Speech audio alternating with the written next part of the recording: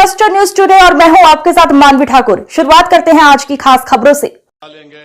मैंने कहा यकीनन मेरे भाई, आपने जो कुछ भी कहा मैंने उसको सुना और इंशाअल्लाह ताला हम आगे उस पर मिलकर काम करेंगे।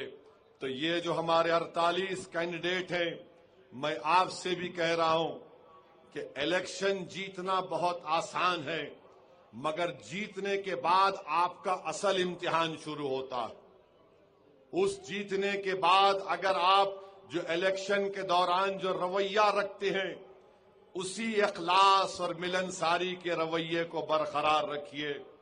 गरीब अगर आपके घर को आता है तो उससे मुलाकात करिए, एक वक्त बनाइए कि अवाम के दरमियान में जाकर मुलाकात करिए, अवाम की तकालीफ को दूर करने का काम करिए, ओहदेदारों से मिलिए।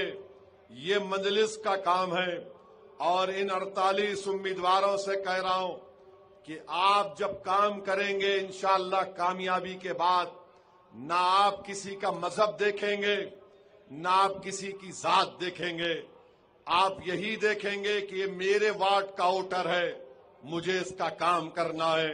और मैं आपके दरमियान में खड़े होकर ये वादा कर रहा हूं कि मैं उन तमाम बड़ी तादाद में जो हमारे कॉरपोरेटर्स कामयाब होंगे, मैं पीछे रहकर इनसे काम करवाऊंगा।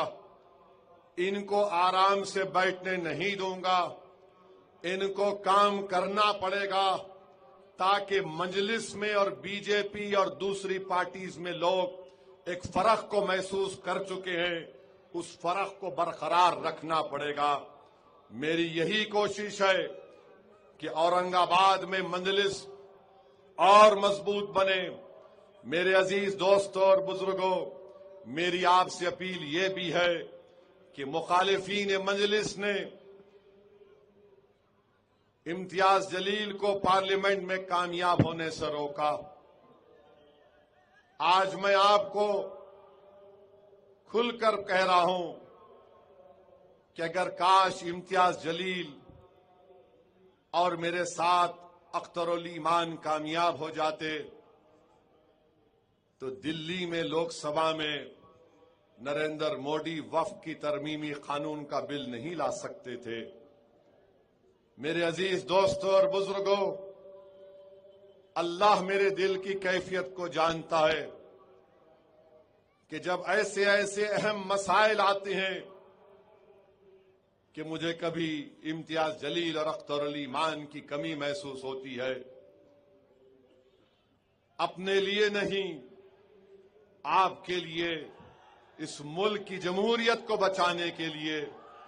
तो मेरे अजीज दोस्तों और बुजुर्गों, मैं आपसे अपील कर रहा हूं कि आपके इत्तेहाद के दुश्मन, आपके सियासी ताकत के दुश्मन, आपकी आवाज जो पार्लियामेंट में ना पहुंचे वो दुश्मन, उनको आपको नाकाम करना है।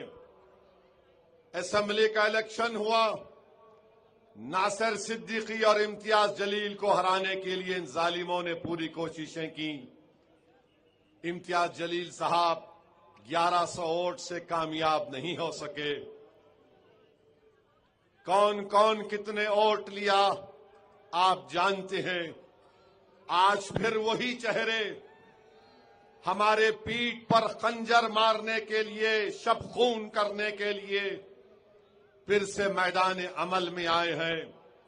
मैं औरंगाबाद की आवाम से दरमंदाना अपील कर रहा हूं कि खुदा के लिए इन जालिमों को इनकी साजिशों में कामयाब होने मत दीजिए। ये ना सिर्फ आपके इत्तेहाद के दुश्मन हैं, बल्कि ऐसे जहरीले लोग हैं जो कभी नहीं चाहेंगे कि आपकी सियासी क़ियादत और मजबूत हो जाए। ये ऐसे जमीर फरोश हैं, ऐसे कफन चोर हैं, जो इनकी कोशिशें एक ही होती हैं।